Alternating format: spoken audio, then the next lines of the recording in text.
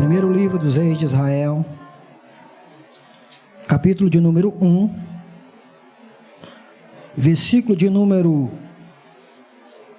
11. Versículo de número 11.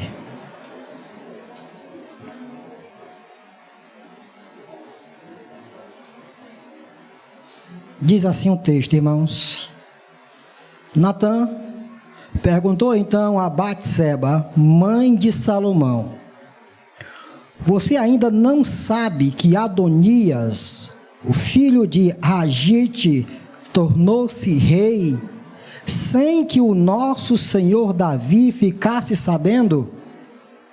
Agora, vou dar-lhe um conselho para salvar a sua vida e também a vida de seu filho Salomão. Vá perguntar ao rei Davi: ó rei, meu senhor, não juraste a esta tua serva, prometendo: pode estar certa de que o seu filho Salomão me sucederá como rei e se assentará no meu trono? Porque foi então que Adonias se tornou rei. Enquanto você ainda estiver conversando com o rei, eu entrarei e confirmarei as suas palavras. Então Batseba foi até o quarto do rei, já idoso, onde a sunamita Abisag cuidava dele. Batseba ajoelhou-se e prostrou-se com o rosto em terra diante do rei. O que você quer? O rei perguntou. Ela respondeu: meu senhor, tu mesmo juraste a esta tua serva, pelo Senhor o teu Deus: seu filho Salomão me sucederá como rei e se assentará no meu trono. Mas agora Adonias se tornou rei, sem que o rei meu senhor o soubesse. Ele sacrificou muitos bois, novilhos, gordos e ovelhas, e convidou todos os filhos do rei, o sacerdote Abiatar e Joabe, o comandante do exército, mas não convidou o teu servo Salomão.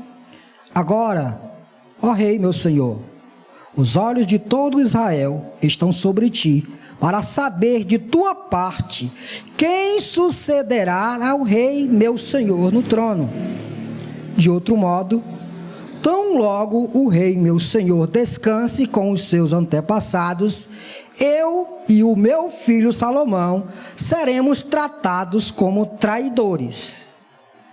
Ela ainda conversava com o rei, quando o profeta Natã chegou.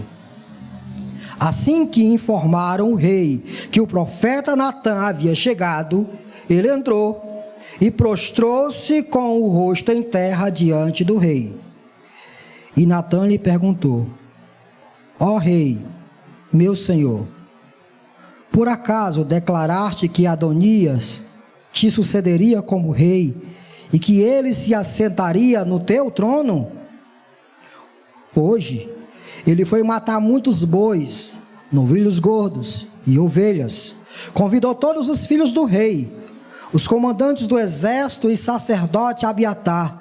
Agora eles estão comendo e bebendo com ele e celebrando: viva o rei Adonias! Mas ele não convidou a mim, que sou teu servo, nem ao sacerdote Zadok, nem a Benaia, filho de Joiada, nem a teu servo Salomão. Seria isto algo que o rei meu senhor fez sem deixar que os seus conselheiros soubessem quem sucederia ao rei meu senhor no seu trono? Só até aqui, irmãos. Como eu havia dito no domingo passado, nós iniciamos uma série de sermão chamado Ele nos deu história. E no domingo passado, nós estivemos expondo do versículo 1 até o versículo de número 10, trazendo o tema, o tempo como ferramenta da parte de Deus. Nessa primeira parte deste capítulo, nós percebemos que o escritor sacro, o escritor sagrado, ele reserva essa porção do texto para descrever como o tempo serve para humilhar o homem. O tempo também foi uma ferramenta da parte de Deus para humilhar o rei Davi. Nós aprendemos domingo passado que o tempo também serve para revelar quem somos. Uma hora ou outra, as máscaras caem e nós acabamos revelando quem de fato nós somos dentro do contexto do reino. Nós estamos diante de um contexto de reinado de Israel. Aqui neste momento nós apresentamos Davi e Adonias, e percebemos que Adonias era um usurpador, Adonias era alguém aproveitador, que aproveitou da velhice do rei para se autodeclarar como rei de Israel. Na porção do texto desta noite, nós iremos ver como Deus usou duas pessoas para demonstrar que o reino está acima de todas as coisas, que o reino é bem maior do que os meus próprios objetivos, que o reino é bem mais importante do que as minhas próprias vontades. É sobre esse tema que nós vamos nesta noite discorrer. O reino está acima de todas as coisas. Na primeira parte desses versículos, nós encontramos a figura de Adonias desonrando o rei. Dentro do contexto do reino, o que nós não devemos fazer? Desonrar o rei ou desonrar o reino. Quando, meus irmãos, nesse contexto a gente encontra que Adonias está desonrando o reino e de quebra desonrando o rei Davi. É bem simples. Adonias desonra o reino e desonra o rei quando este resolve não consultar a Deus para que ele saiba o que ele deve fazer. Isso é importante, meus irmãos, porque todos nós sabemos que Deus escolheu a nação de Israel para ser o seu próprio povo. A gente encontra isso em vários textos do Antigo Testamento. Israel fora escolhido para ser propriedade exclusiva de Deus diante de todas as outras nações. Deus iria se revelar através deste povo. Para que Deus pudesse se revelar, Deus concede a este povo 3 ofícios. Seria através desses 3 ofícios que o povo iria reconhecer a majestade de Deus e seria guiado por Deus. Deus concede o ofício de profeta. Quem era o profeta? O profeta era a figura que trazia a mensagem de Deus ao povo.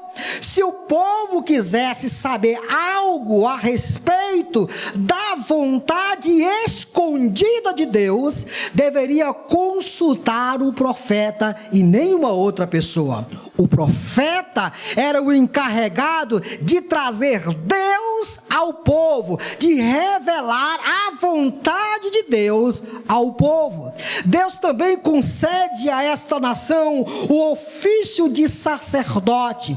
O sacerdote seria a figura mediadora, aquele indivíduo que iria fazer a libação, fazer sacrifício para que o pecado do povo fosse expiado. Ou seja, o sacerdote servia de ligação entre os homens e Deus. Seria o sacerdote que ligaria a nação de Israel e Deus. Se o povo pecasse, procurava o sacerdote, levava o sacrifício e o sacerdote oferecia o seu sacrifício e Deus perdoaria o pecado do pecador. O profeta traz Deus ao povo, o sacerdote leva o povo para... Bora lá, irmãos. O sacerdote leva o povo para Deus. Veja isso aqui, a gente consegue encontrar e perceber isso bem nítido na história de Israel. Mas havia uma outra figura. O povo precisava de liderança. O povo precisava de alguém que pudesse ouvir o profeta, ouvir o sacerdote e ordenar que o povo cumprisse as leis de Deus. Essa figura era quem? O rei. Então esses 3 ofícios foram dados para Israel, para que através desses 3 ofícios o povo pudesse ser guiado, o povo pudesse conhecer a Deus, o povo pudesse conhecer a vontade do nosso Deus. No contexto em questão, quem é o profeta? É o homem chamado Natã. Quem é o sacerdote? É o homem chamado Zadok. Apesar de Abiatar estar nesse contexto aqui, Abiatar não é o sumo sacerdote, não é o indivíduo encarregado pelo tabernáculo lá em Jerusalém. Quem é o encarregado pelo tabernáculo é Zadok. Então nós encontramos Natã dentro desse contexto, o homem encarregado de trazer a vontade de Deus para o povo. Nós encontramos Zadok, o sacerdote encarregado de oferecer sacrifício do povo diante de Deus. E nós encontramos também a figura do rei. Quem é o rei? O próprio rei Davi. Percebam, meus irmãos, por que Adonias não consulta essas 3 pessoas? Se a maneira usual, se a maneira normal de alguém conhecer a vontade de Deus seria através dessas figuras, ele não está preocupado com o reino. Adonias está mais preocupado com a sua autossatisfação. Ele quer governar, ele quer sentar sobre o trono de Israel. Não há preocupação em honrar o reino, não há preocupação nenhuma em honrar a Deus. Ele não quer saber o que Deus diz, ele quer muito bem fazer sua própria vontade. Adonias é alguém que está pouco se lixando para aquilo que Deus diz, porque se ele se importasse para saber a vontade de Deus, quem ele convidaria? Natã.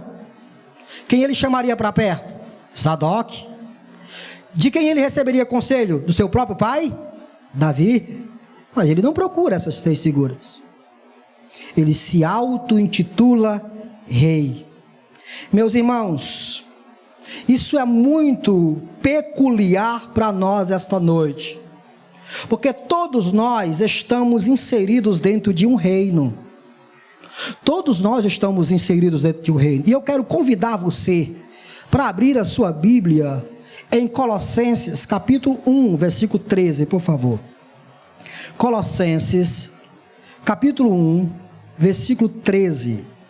Pois ele nos resgatou do domínio das trevas e nos transportou para o reino do seu Filho amado. O próprio texto em questão nos apresenta 2 reinos. Um é o reino das trevas, outro é o reino do Filho amado de Deus, que é o nosso Senhor Jesus Cristo. Escutem, todos os crentes, todos os redimidos um dia foram arrancados do império das trevas e foram transportados para o reino do nosso Senhor Jesus Cristo.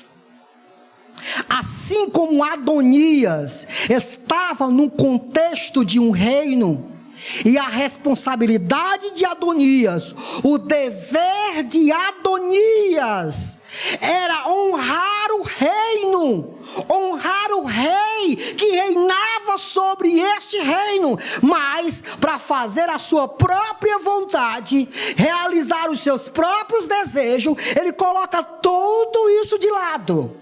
Da mesma forma, meus irmãos, todos nós temos a responsabilidade, dentro do contexto de reino, Jesus Cristo disse que Ele é o nosso Rei. Mateus capítulo 4, 5 e 6 apresenta as credenciais daqueles que fazem parte do reino de Deus. Você é crente, você é salvo em Cristo Jesus. Logo, você está dentro de um reino. Apesar de que no Antigo Testamento nós tínhamos essas figuras, que através dessas figuras o povo conhecia Deus, conhecia a vontade de Deus. Na nova aliança, nós não temos mais a figura do sacerdote, nem a figura do rei, e nem a figura do profeta, porque todas essas figuras, todos esses três ofícios, eles apontavam para alguém maior. Jesus Cristo é o verdadeiro profeta. Jesus Cristo é o verdadeiro rei. Jesus Cristo é o verdadeiro sacerdote. Em Jesus, esses três ofícios ganham amplitude. Em Jesus, esses três ofícios ganham sentido.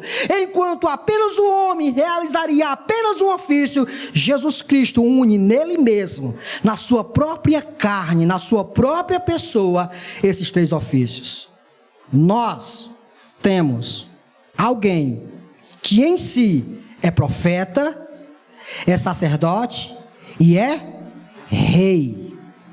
Jesus é o profeta que revela Deus a nós. O próprio Jesus Cristo disse que aquele que quiser conhecer ao Pai, primeiro tem que vir a Ele. Foi Ele quem disse isso para Filipe, quando Filipe disse: Senhor, mostra-nos o Pai. Jesus Cristo disse: olha, se você vê a mim, você vê o Pai. Eu sou o caminho, a verdade e a vida. Ninguém vem ao Pai se não for por mim. Nós encontramos Deus na pessoa bendita de nosso Senhor Jesus Cristo. Hebreus capítulo 1 diz que Jesus Cristo é a expressa imagem do Deus vivo. Nele habita corporalmente toda a plenitude da divindade. Nosso Senhor Jesus é o nosso profeta, é o nosso sacerdote e é o nosso rei. Logo, nós estamos dentro de um reino que tem um profeta, tem um sacerdote e tem um rei. Só que esses três ofícios não são separados, eles são vistos numa única pessoa. Logo, meus irmãos, nós aprendemos que quando não pautamos as nossas decisões no conselho do nosso Senhor Jesus, que é o nosso profeta, que é o nosso sacerdote, que é o nosso rei, inevitavelmente nós estamos desonrando o reino mais precioso desta terra, que é o reino do nosso Deus.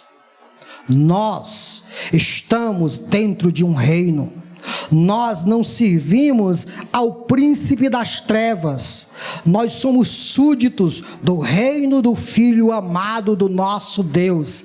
Neste reino ainda há alguém que em si é profeta, sacerdote e rei. Logo, o nosso dever é honrar este rei, é honrar este reino, ouvindo os seus conselhos e pautando as nossas decisões com base naquilo que ele diz. Quando a gente faz o contrário, quando a gente resolve fazer a nossa própria vontade, realizar os nossos próprios desejos, o que nós estamos fazendo é aquilo que Adonias fez.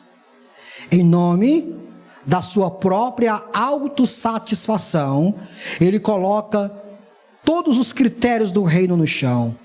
Não faça isso. Não desonre o reino. Não desonre o rei.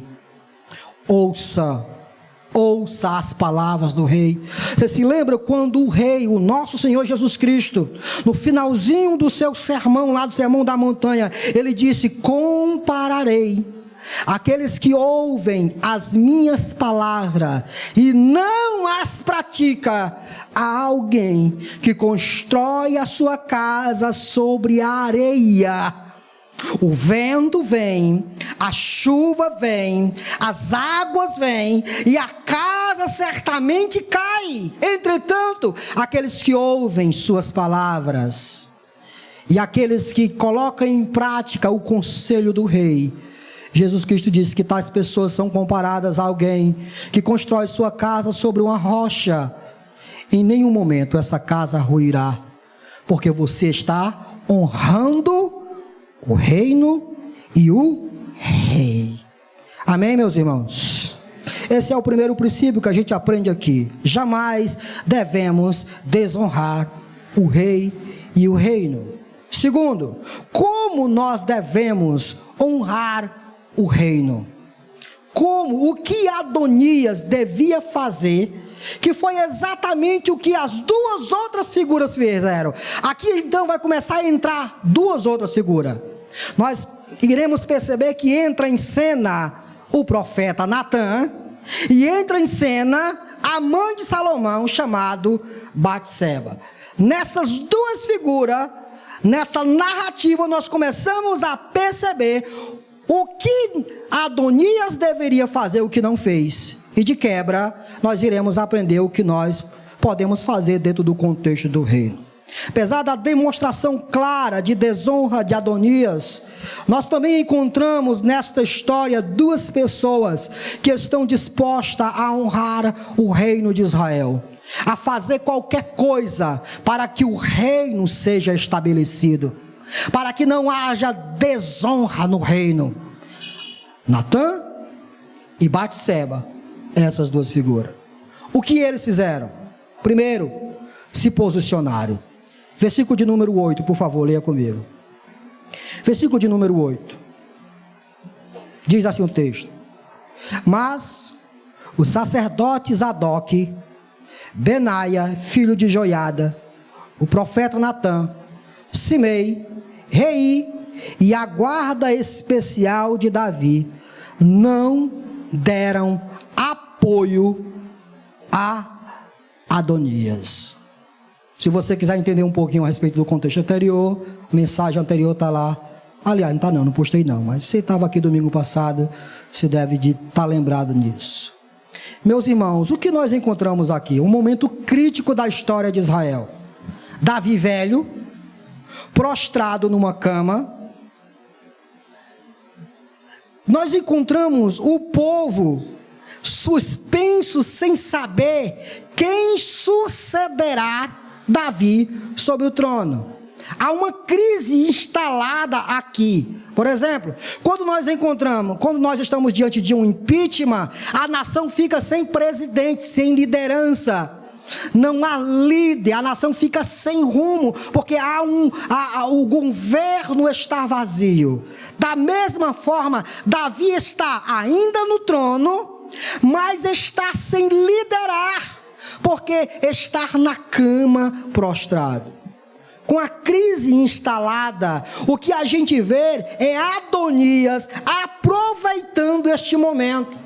E neste momento crítico da história do reino de Israel, alguns homens e algumas mulheres entenderam exatamente o que é que estava em jogo.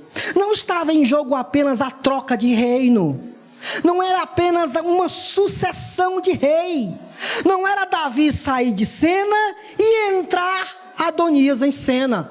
Havia algo maior em jogo. Natã e Batseba perceberam isso. Adonias, ao tentar usurpar o trono, Adonias estava ameaçando a sucessão real. E ao ameaçar a sucessão real, de quebra, Adonias estava ameaçando os cumprimentos das promessas que Deus havia feito para a casa do rei Davi. Deus havia prometido que o próximo rei a suceder Davi seria Salomão. Leiamos comigo 1 Crônicas, capítulo 22, versículo 9, por favor. Livro de 1 Crônicas, capítulo 22, versículo 9. Olha só, versículo 9 diz assim: Mas você terá um filho, que será um homem de paz, e eu farei com que ele tenha paz com todos os inimigos ao redor dele. Seu nome será Salomão, e eu darei paz e tranquilidade a Israel durante o reinado. Olha só, qual é o contexto desse texto aqui? Davi tem uma grande ideia. Que ideia? Construir o templo do Senhor. Porque Davi está morando num palácio, e ele vê que o tabernáculo é feito de pele, e ele quer fazer algo tremendo para o Senhor, algo majestoso para Deus. Então ele projeta construir um templo. Deus então envia o profeta Natã até Davi e diz: não, você não vai construir um templo para mim. Não será você quem terá esse privilégio. Você morrerá em dias avançados. Só que o que eu vou fazer com você? Depois de você, eu vou escolher o seu filho, e quem irá construir o meu templo será o seu filho.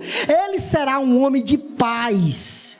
Eu darei a ele paz e tranquilidade diante de todas as outras nações. Seu nome será Salomão. Parece-nos que Salomão ainda não tinha. Vamos lá, irmãos. Parece que Salomão ainda não tinha nascido. Seu nome será Salomão. Então, peraí. O que está acontecendo aqui? Se Deus havia feito uma promessa de que o filho que iria substituir Davi sobre o trono era Salomão, e seria através de Salomão que o templo majestoso do Senhor seria erguido. Se Adonias reinasse sobre Israel e não Salomão, o que entraria em xeque, irmãos? O que entraria em xeque? As promessas de Deus. O próprio Deus entraria em xeque. Aquilo que Deus havia prometido. Eu estou falando pela perspectiva humana, vocês estão me entendendo, né? Os soberanistas aqui, me entendam aí, por favor.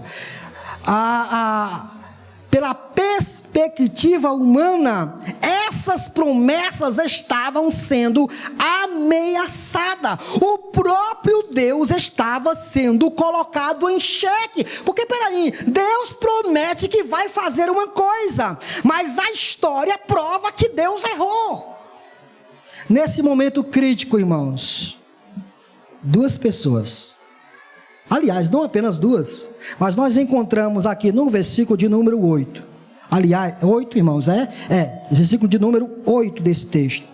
Algumas pessoas se posicionando contra isso. Elas são um homem chamado Natã, o profeta, o sacerdote Zadok, Benaia, filho de Joiada, Rei, que é, na verdade, o líder da guarda especial de Davi. Ou seja, nós encontramos aqui o sacerdote Natã, certo? A figura sacerdotal, aliás, a figura profética de Natã. Nós encontramos a figura sacerdotal de Zadok.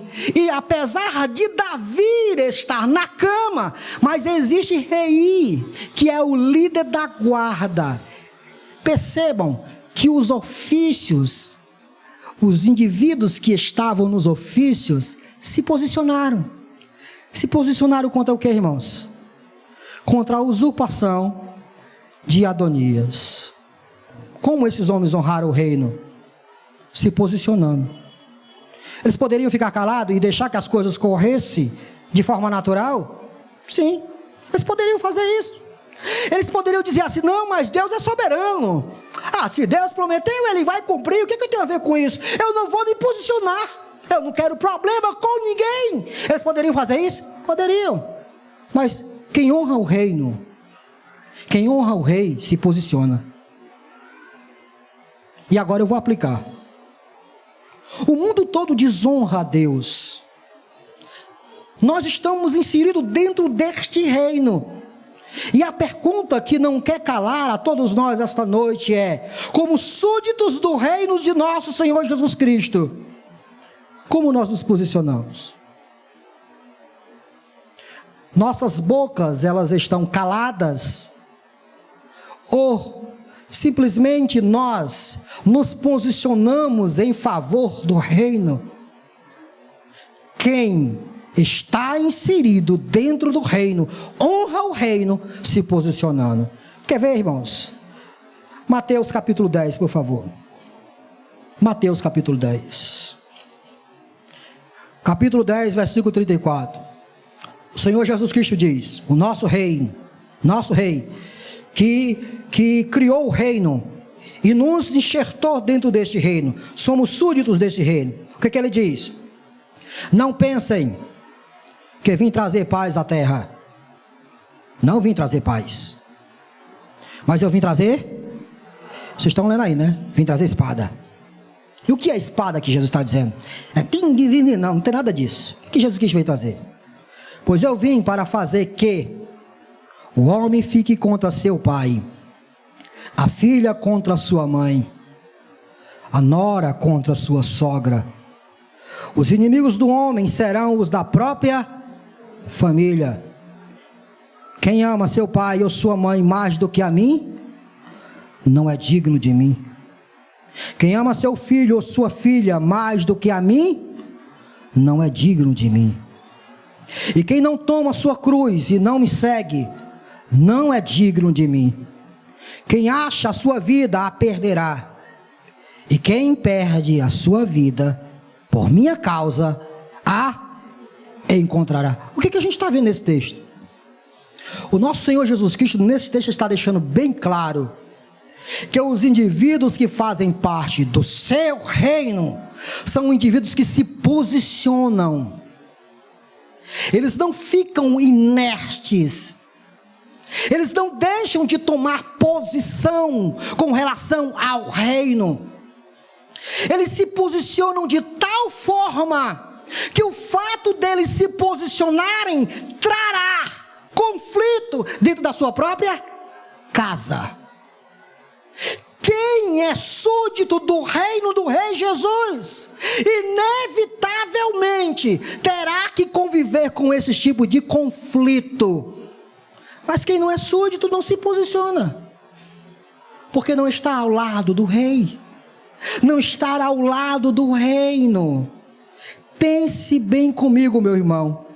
Se você não olha para tudo que o Evangelho lhe diz, se você ainda não entendeu a preciosidade do que é o Evangelho e do que era o reino de Deus, se você acha muito mais interessante qualquer outra coisa do que o reino, é porque você ainda não entendeu o que significa a joia preciosa que é o reino de Deus. O Senhor Jesus Cristo diz que o reino dele é semelhante a um homem que guarda pedras preciosas, que procura pedras preciosas, e ele passa a vida toda procurando pedras preciosas e armazenando para si essas pedras, mas em um dado momento ele encontra a pedra, o tesouro, e o que ele faz? Ele vende todas as suas outras joias, todos os seus outros tesouros, para ter aquele tesouro precioso. Se você não entendeu o que é o reino de Deus ainda, você não se posicionar em favor do rei. Você não irá se posicionar quando lhe pedirem para se posicionar. Você jovem, diante do seu colégio, sabe o que você vai ouvir? A pastor é da igreja, vai esperar casar para você ter relação sexual. O mundo irá lhe acarretar de coisas, lhe pressionar, para que então você fique do lado dele. De que lado você vai ficar? Que posição você tomará? Segunda coisa, irmãos, que a gente vê: como a gente honra o reino além de se posicionar? Quando a gente crê na promessa. Olha o que diz o versículo 17, irmãos. Versículo 17, por favor, de 1 Reis. Diz assim o texto: ela respondeu: Meu Senhor, tu mesmo juraste a esta tua serva pelo Senhor o teu Deus, seu filho Salomão me sucederá como rei e se assentará no meu trono. O que Batseba está dizendo aqui? Que um dia Davi fez essa promessa, e Batseba vivia firmado nessa promessa. Batseba acreditava que uma vez que o rei falara em nome do Senhor, aquilo era certo de acontecer. Batseba cria piamente nas promessas que Deus havia feito para com o seu filho Salomão, de que ele seria o próximo rei.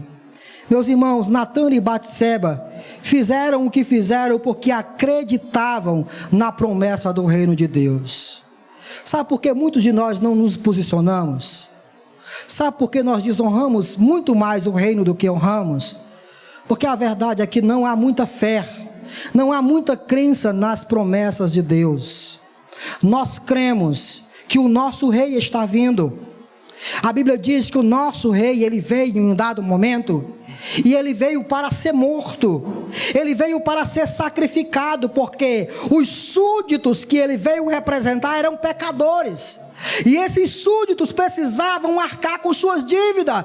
Então esse rei veio morrer por esses súditos, ele derramou o seu sangue, então ele veio como cordeiro para ser sacrificado na cruz. Ao derramar o seu sangue, ele foi lá no Monte das Oliveiras. Quando ele reúne os seus discípulos, ele diz: vou embora, e é misto que eu vá, porque se eu não for, eu não poderei enviar o outro Consolador, mas eu vou, e eu vou enviar. E ele foi. E a Bíblia diz lá em Atos, nos capítulos do livro de Mateus, que Jesus Cristo, o primeiro capítulo de Atos, que Jesus Cristo estava sendo elevado ao céu, e os discípulos olhando para Jesus, e Jesus some nas nuvens, e dois varões aparecem e diz: por que vocês estão olhando para cima? O mesmo Jesus que vocês viram subir, ele vai voltar. Ele vai voltar. Escute, o mesmo Jesus que vocês viram subir, ele vai voltar. Nós honramos o reino quando nós continuamos crendo na promessa do reino. E a promessa mais sublime do reino é a volta do nosso Senhor Jesus. João capítulo 14: não se turbe o vosso coração, credes em Deus, credes também em mim. Na casa de meu pai há muitas moradas, se não fosse assim eu não vos teria dito eu vou, mas se eu for eu voltarei, e quando eu voltar eu levarei vocês, para que onde eu esteja, vocês estejam comigo também. Você continua crendo nessa promessa? Ou você crê que o próximo presidente que vai entrar é o que vai solucionar os problemas da nossa nação? Ou você continua crendo nas balelas que o mundo apresenta? O nosso apóstolo João diz no capítulo 3 da sua primeira carta, que quem crer na esperança vindoura da volta de nosso Senhor Jesus Cristo, purifica-se a si mesmo. Se não há purificação em tua vida, se não há santidade em teu viver, é porque a crença na promessa de que Jesus vai voltar já se apagou na sua vida. O que você crê? Essa é uma pergunta que se deve fazer. Bom, aqui hoje nós cantamos assim: eu creio em Deus nosso Pai, eu creio em Cristo Filho, creio no Espírito Santo, nosso Deus é, creio na vida eterna, creio na ressurreição, creio que Jesus vai voltar. Você crê nisso, irmãos? Se você crê nisso, firme-se nisso, porque Jesus Cristo jamais falhará com aquilo que Ele diz. Para terminar, meus irmãos, eu quero ler o versículo de número 11, que diz assim. Aliás, todo esse texto aqui até o versículo de número 27. Mas o que me chamou a atenção aqui nesse texto é a ideia não apenas do posicionamento para não ficar a favor de Adonias, mas a gente vê aqui tanto Natã como Batseba se preparando e colocando em ação um plano. Olha só, Adonias acabara de se declarar rei. O que que Natã faz? Natã, ele é articulista, irmão. Articulista? Vou mudar a palavra, estrategista, tá bom? Agora eu acertei. Natã é estrategista. Vocês se lembram quando Natã foi exortar Davi do seu pecado? Como foi que Natã fez? Natã contou uma história. Tinha uma pessoa que tinha uma ovelhinha, e aí de repente tinha um rei que tinha várias ovelhinhas, e aí esse rei olhou para a ovelhinha que aquele viajante tinha, tomou uma história toda, criou uma cena toda, para depois Davi dizer assim: esse homem aí merece morte. Olha o que Natã diz: é tu. Estrategista. Natã é estrategista, além de um grande profeta. O que Natã faz? Chama Batseba. Natã percebe que os valores do reino estão sendo colocados no chão, que as promessas estão correndo o risco de não serem cumpridas. Então ele chama Batseba, e não apenas se posiciona contra Adonias, mas diz: olha, você vai fazer assim, você vai chegar aos pés do rei e vai dizer: o Senhor não prometeu isso e aquilo. O Senhor não se lembra naquele tempo quando o Senhor falou para ti através do profeta, e o Senhor disse que o próximo rei seria Salomão. Olha o que está acontecendo. Quando Batseba chega à presença do rei, conta toda essa história, Natã chega também. O que Natã está fazendo? Sendo a segunda, vamos lá, irmão, sendo a segunda testemunha. Vocês se lembram da lei? Que o testemunho verdadeiro só poderia ser validado se tivesse duas testemunhas. Natã sabe que porventura Davi pode desacreditar de Batseba. Então Natã vai você primeiro, depois eu entro e engrosso o caldo. Olha o que aconteceu. A gente consegue perceber, meus irmãos, que Batseba e Natã não apenas se posicionam, não apenas creem na promessa de Deus, mas Natã e Batseba trabalham em prol do reino. Eles não ficam parados, não, eles se posicionam contra Adonias, e eles colocam em prática o plano do reino. Os dois poderiam ficar calados? Sim. Os dois poderiam dizer, como todos nós dizemos: Deus é soberano, Ele vai fazer. Ou Natã poderia dizer assim: tem tantas outras pessoas no reinado de Israel, por que ele não faz? Poderia sim ou não, irmãos? Sim. Natã poderia se colocar em seu lugar de inércia e dizer simplesmente: tem muitos outros, a nação de Israel é muito grande, outras pessoas podem fazer isso. Mas não é isso que acontece. Natã e Batseba se posicionam contra Adonias e colocam em prática o plano para valorizar os valores do reino. Se alguém faz parte do reino, tem o dever de trabalhar em prol do... Eu não ouvi, irmão. Se alguém faz parte do reino, tem o dever de trabalhar em prol do reino. Eu vou repetir. Se alguém faz parte do reino, tem o dever de trabalhar em prol do reino. É dever. Quer ver? Jesus Cristo disse: o reino de Deus é comparado a um homem que chamou os seus servos, e a um ele deu 1 talento, e a outro ele deu 3 talentos, e a outro ele deu 5 talentos. E ele disse: fiquem aí e organizem tudo. E foi para uma terra longínqua. E os seus servos deveriam, com aquilo que o rei deu, granjear mais. O que foi que o segundo fez? Com 3 fez 6, trabalhou. O que foi que tinha 5 fez? Com 5 fez 10, trabalhou. E o que foi que tinha um fez?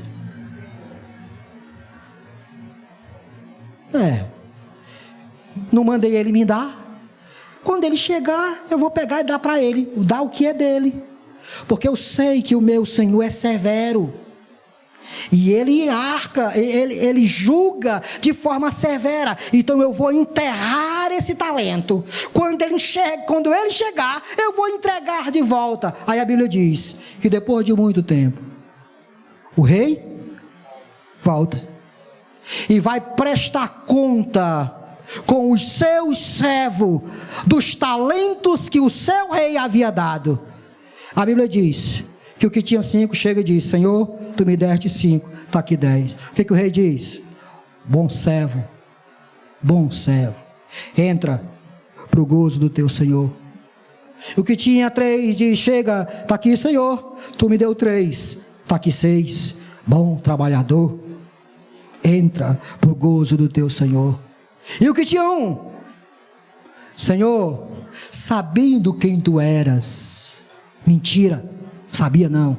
Sabendo quem tu eras, tu ajunta, tu espalha onde não ajunta, e ajunta onde não espalha. Olha que grosseria do servo.